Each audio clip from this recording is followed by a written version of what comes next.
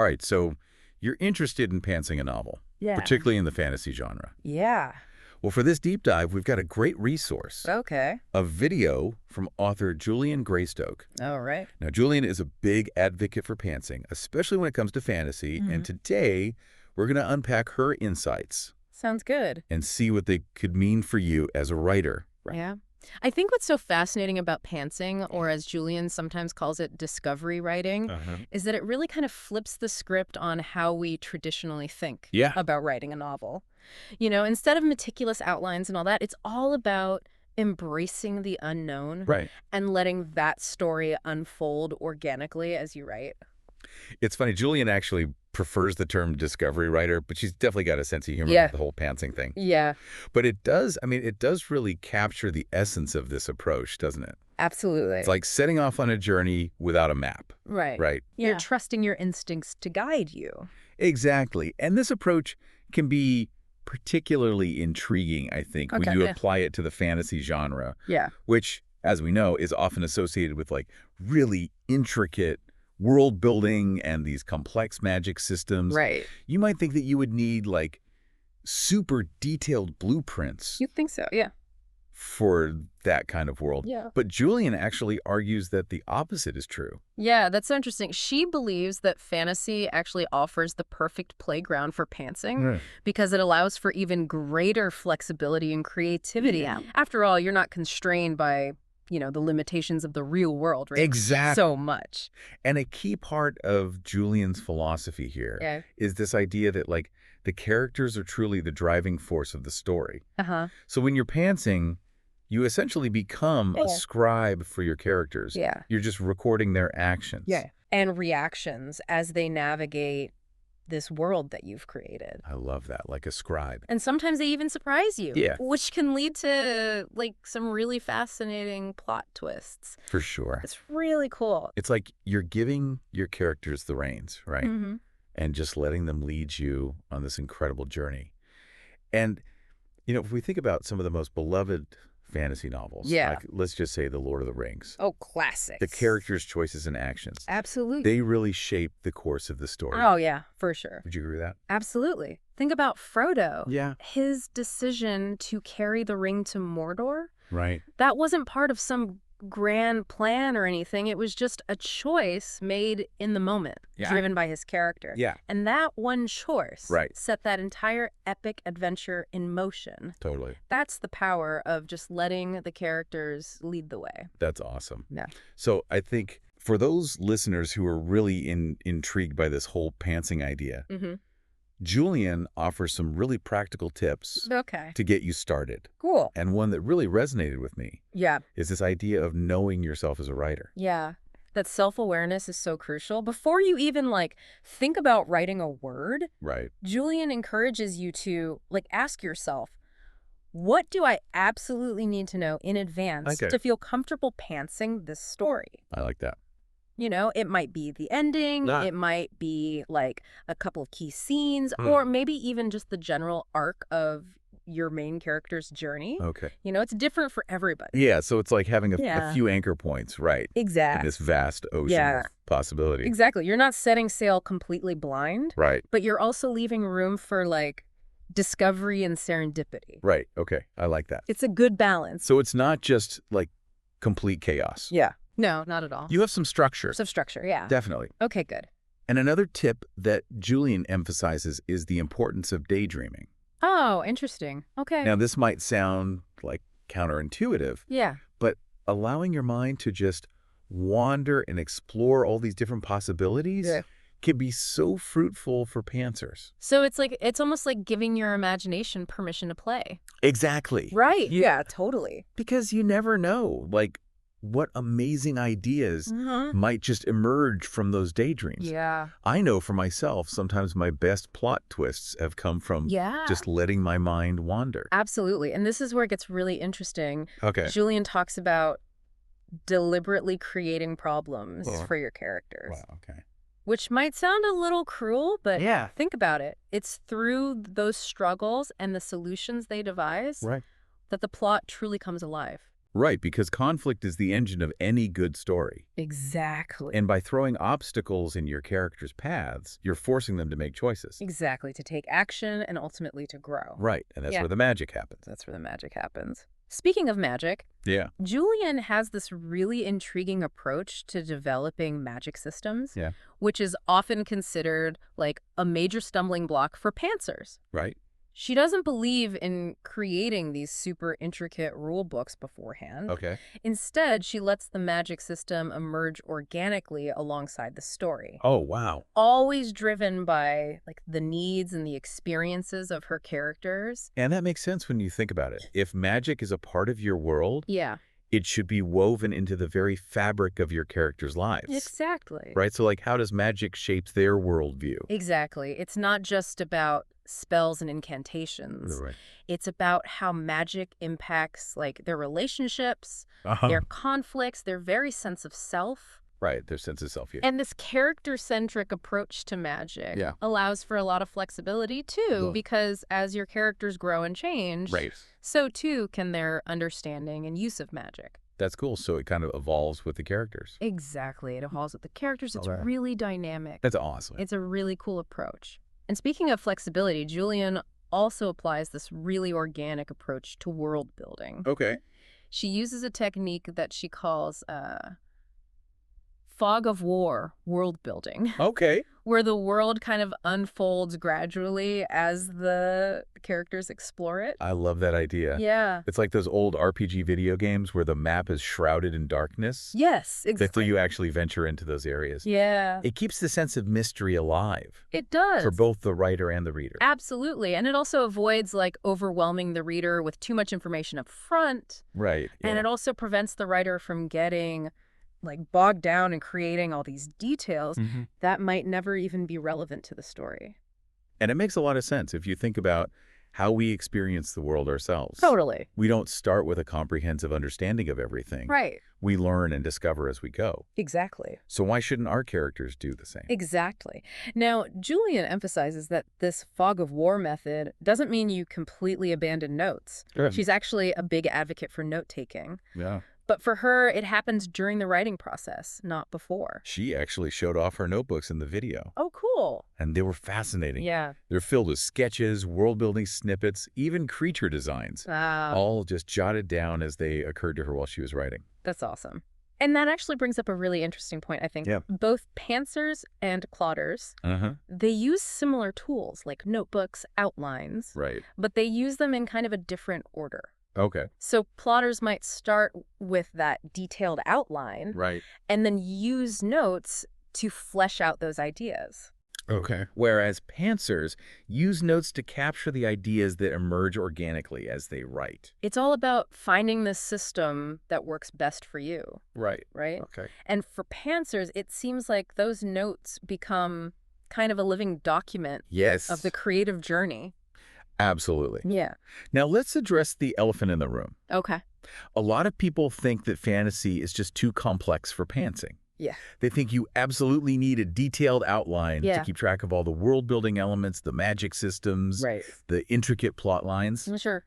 And Julian completely disagrees. Really? In fact, she argues that fantasy is one of the best genres for pantsing. Okay. Precisely because it allows for so much freedom and flexibility. Interesting. Remember how we talked about her character-driven approach? Well, that extends to everything in her fantasy worlds. Okay. From the magic systems to the religions. Instead of creating these like elaborate systems beforehand, she lets them emerge organically. As she explores her characters', beliefs and values and needs. So, for example, if one of her characters discovers that they have magical abilities. Yeah. She doesn't already have a rule book in place. Right. Dictating how those abilities work. Exactly. Instead, she kind of explores those powers alongside the character. Yeah. Figuring out the limitations, the consequences, the possibilities as the story unfolds. It's like the magic system is a character itself. Wow. Evolving and growing right alongside the human characters. And I think that makes the magic feel much more organic and integrated into the story. For sure. I've heard some fantasy authors even say that they don't know the full extent of their magic sisters until they finish writing the book. Yeah, I can see that. That's wild. Yeah. That sense of discovery must be. Yeah. really exciting for both the writer and the reader. For sure. Huh. And this organic approach can be applied to other elements of world building too. Okay. Like religion, for example. Instead of like crafting these really elaborate theological doctrines, Right. Julian focuses on how religious beliefs actually shape her characters' daily lives. Yeah. Their moral codes, their interactions with the world around them. So it's about grounding those fantastical elements Yeah. in relatable human experience, right? Exactly. It's about showing how these grand concepts like magic and religion Yeah. affect people on a very personal level. Right. Okay. Which I think is really cool. For sure. And I think that's what makes Julian's approach to pantsing so compelling. Yeah. It's all about connecting those big picture ideas to the very intimate human scale experiences of her characters. Okay. It's about finding the heart of the story, even when that story is unfolding organically. I like that. So, another tip that Julian offers that really resonated with me is the importance of trusting your instincts. Oh, yeah. She says, if you feel strongly about including a particular scene or detail, Yeah. just go for it. Even if it doesn't seem to fit into some grand plan, just trust your gut. Yeah, that's such great advice. Yeah. And it speaks to, like, this core principle of pantsing, which is embracing the unexpected. Right. Sometimes those seemingly random ideas, they end up being the most brilliant plot twists. Right. Or like the key to unlocking a character's motivations. Like those aha moments. Yes. When you suddenly see those connections, those threads that were always there, but you just couldn't see them before. Yeah, you couldn't see them before. And I think that's what keeps pantsing so fresh and exciting. Absolutely. They're constantly being surprised by where the story takes you. Exactly. And speaking of being surprised, one of Julian's tips is particularly intriguing. Okay. And this might be familiar to those who've played, Dungeons and Dragons. She calls it the D&D method for pantsing. When I first heard her mention that, I was like, yeah, I got to hear more about this. So tell us more. How does this D&D method work? It's all about shifting your mindset. Okay. Instead of seeing yourself as the author who controls every aspect of the story, you become the game master or the DM. Okay. You create challenges and obstacles for your characters. Yeah. And then you just step back and watch how they react. Okay. And you allow the plot to develop organically. So like you're setting up the game board. Exactly. And then letting the dice roll. Yeah. Trusting that those characters will find their way through whatever labyrinth you've created. Exactly. And just like in a D&D campaign, you never know exactly what's going to happen next. Yeah, that's so fun. Yeah, it's really fun. It introduces that element of randomness and unpredictability that can make the writing process, just feel more dynamic and engaging. For sure. And think about it. This is how life works, too. Yeah. We don't always know what's around the next corner. Right. But we have to make choices and react to events as they unfold. Right. Okay, so now a common misconception about pantsing is that it means completely abandoning all planning and structure. Yeah, like it's just total chaos. Yeah. But that's not really true, is it? Not at all. Even pantsers often have some sort of framework in mind, right? Absolutely. They might have like a vague sense of the beginning, the ending, and maybe a few like key milestones along the way. But it's not a rigid outline. No. It's more like a loose constellation of ideas. Yeah, more like a loose constellation. That can guide you through the darkness. That's a great way to put it. And this is where that trust in your instincts comes in again. Yes. You might not have a detailed map. Right. But you've got a compass. Yeah. You've got a gut feeling about where the story wants to go. Totally. What kind of emotional journey you want your characters to experience. Yeah. And as you write, you listen to that inner voice, that intuition that kind of guides you toward the heart of the story. Yeah. And Julian also emphasizes that even though you're discovering the story as you go, you don't have to do it alone. Okay. Beta readers. Critique partners. They can be invaluable resources for pantsers. Right. Providing feedback, helping to identify any plot holes or inconsistencies. Right, because they have that fresh pair of eyes, right? Exactly. They've got that fresh perspective. I look at your work. Exactly. And sometimes those beta readers might even point out connections or possibilities that you as the author completely missed. Wow, that's so cool. Yeah, it's really helpful. Okay, so now let's talk about like a common fear that a lot of writers have about pantsing. Yeah. Especially in a genre like fantasy. Okay. What about inconsistencies? Right.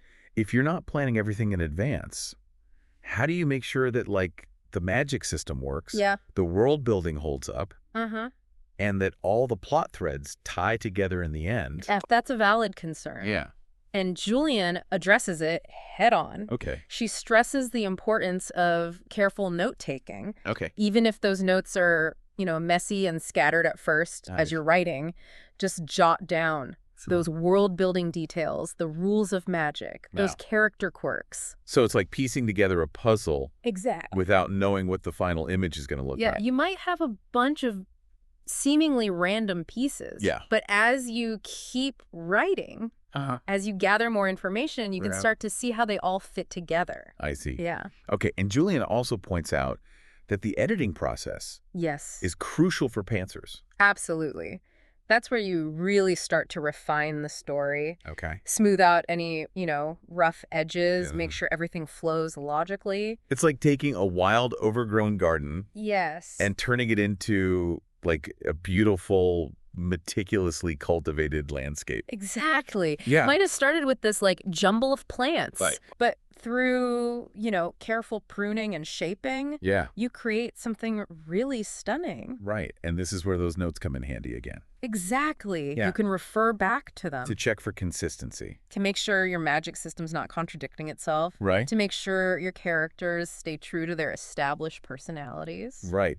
And even if you discover inconsistencies during that editing process. Yeah. That's okay. That's okay. That's part of the journey. Yeah. You can always go back and revise, Yeah. tweak, polish until the story feels, cohesive and complete. Okay. Remember, the beauty of pantsing lies in its flexibility. Right. You're not bound by a rigid blueprint. Yeah. You have the freedom to adapt and adjust as you go. And isn't that freedom? Yeah. What draws so many writers to pantsing in the first place? I think so. That sense of adventure. Yeah. Of setting off into the unknown. Yeah. And letting the story kind of lead the way. Yeah. It's exhilarating. It's a little terrifying. It can be terrifying. But ultimately, I think incredibly rewarding. Absolutely.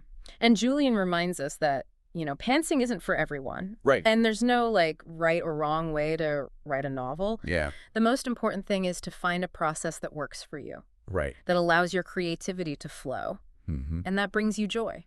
Okay, so we've talked a lot about, like, the freedom and the flexibility of pantsing, especially in the fantasy genre. But what about those times when you just hit a wall? Like, we all experience writer's block. Oh, yeah. But it can feel especially daunting when you don't have, like, that detailed outline to fall back on. So what does Julian recommend for pushing through those creative roadblocks? Well, Julian emphasizes that writer's block isn't, unique to pantsers. Right. Even those with, the most meticulous outlines can find themselves stuck. Yeah. She suggests a few techniques that I think work. Okay. Regardless of your writing approach. Okay. One is free writing. Oh, yeah. Just, let your thoughts flow onto the page without judgment, even if it's, completely nonsensical. It's like clearing out the cobwebs in your mind. Exactly. Right. Yeah. And sometimes those free writing sessions can lead to, surprising breakthroughs or just spark an idea that gets you moving again. Exactly. And brainstorming is another powerful tool. Just, generate a list of possibilities, no matter how crazy they seem. Right. The point is just to, open your mind to new directions, even if they initially seem off track. And I've also found, I don't know if you feel the same way, but sometimes just taking a break absolutely. From the writing itself can be really helpful. Go for a walk, listen to music, or even just engage in something completely unrelated to the story. Yeah. And that just gives your subconscious mind a chance to, work on those knots. Totally. And Julian also emphasizes the importance of patience. Oh, okay. We tend to think of writer's block as, this failure. Yeah. But it's really just a natural part of the creative process. Right. It's okay to, take a step back, reassess. Yeah. And let the ideas percolate for a bit. And sometimes you just might realize that the story you're struggling with just isn't working. And Julian, she's not afraid to admit that she's abandoning projects when they've reached a dead end. She views those abandoned projects as, valuable learning experiences, not failures. Right, right. They teach you about, your strengths Yeah. and weaknesses. Yeah. And they can even like spark ideas for future stories. So it's almost like decluttering your Totally. creative space. Totally. Right. Making room. Making room for those new possibilities. There's impossibilities, yeah. And speaking of possibilities, Yeah. one of the things I love about Julian's approach is this emphasis on experimentation. Oh, yeah. She encourages writers to just find what works best for them, Totally. even if it means breaking the rules or like blending different approaches. There's this real sense of playfulness in her advice. I agree. Yeah. Like, she's not dogmatic about pantsing. Right. She sees it as like a starting point. Okay. A framework that you can like adapt Okay. and mold to fit your own creative process. Yeah, I like that. And I think ultimately that's what makes pantsing so appealing, right? Yeah. It's not this rigid formula. Yeah. It's a philosophy. It's a way of thinking. It's a way of thinking about the writing process. Yeah. That embraces intuition, discovery, Yes. and the joy of just letting that story lead the way. It's about trusting the journey, even when you don't know the destination. Oh, it's yeah. about being open to surprise, Yeah. to the magic that happens when you like truly surrender Yeah. to the creative flow. I love that. So as we wrap up this deep dive into pantsing, I want to leave you with one final thought from Julian. All right. She asks, imagine starting a novel with only a vague idea of where you want to end up. Would you trust your instincts and let the story unfold organically? Or would you need a detailed roadmap to guide your way? That's a great question. It's a question worth pondering for sure. It is, and maybe this deep dive has sparked a curiosity in you. Yeah. A desire to experiment with your own writing process. Yeah. Maybe you're already a pantser at heart Yeah. and just needed a little validation. A little encouragement. Or maybe you're a diehard plotter Right. who's now like a little intrigued by this idea of loosening the reins a bit. Totally. Whatever your approach, we hope this deep dive has given you some food for thought. Absolutely. And maybe even inspired you to embrace Yeah. a little more of that pantsing magic A little more of that magic. in your own writing journey. That's what it's all about. Thanks for joining us for this deep dive into the world of pantsing. Happy writing.